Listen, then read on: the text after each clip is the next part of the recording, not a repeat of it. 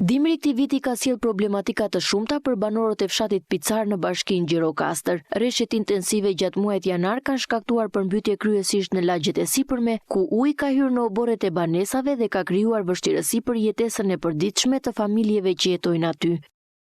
Problem kemi që na mbuloi komplet lumi shtëpinë. Jo prua po lum. Kemi 10 shtëpi në këtë lagj. Ai por asonte ikën shtëpit. Por asonte na thanë do vinë duhet mjet tiron, të bëhet ajo pritje e lumit, edhe asgjë tjetër s'kërkoj. Këto pati një intensitet rreshjesh si asnjëherë tjetër. As para 100 vjetësh nuk ka ndodhur kështu. Dolën përrejt nga lartë, siç e filmuat edhe juve, dhe u përplasën te këto 4-5 familje ose 4-5 shtëpi këtu.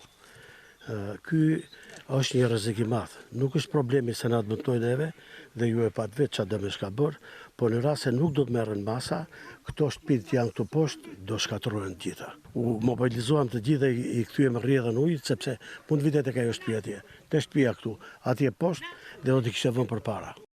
Pavarësisht vështirësive të shkaktuara nga moti gjatë stinës së dimrit, banorët e fshatit Picar vazhdojnë përditshmërinë e tyre, duke u kujdesur për ruajtjen e traditave të hershme, si ajo e blegtorisë që karakterizon zonën.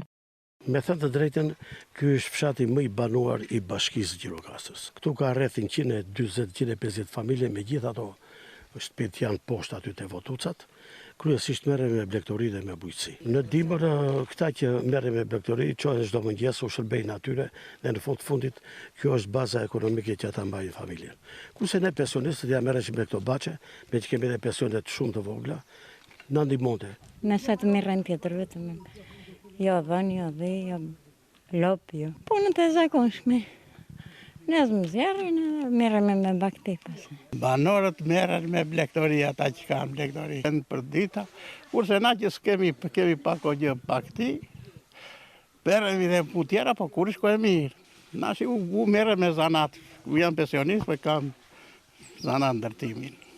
Banorët e fshatit presin me padurim stinën e verës, kur do të fillojnë punimet e tokës dhe aktivitetet bujqësore. Këto përgatitje janë pjesë e traditës së tyre dhe një mënyrë për të siguruar prodhim dhe jetesë në këtë zonë rurale.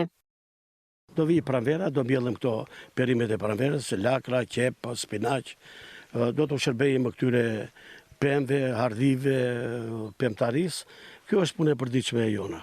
Ky fshat ka shumë ataraksione, kam ardhur, kam parë, se do mos Perlak, burre Picarit, apo Picari vjetër lartë që ka një arkitektur, xhamin e tjera. Vinë e shikojnë dhe ikin. Biles ka pas turistë që kanë dashur të merrin të blinin edhe shtëpi këtu. Është zonë malore, vinë turistët për të parë bukuritë natyrore. Është mikpritës edhe me traditë.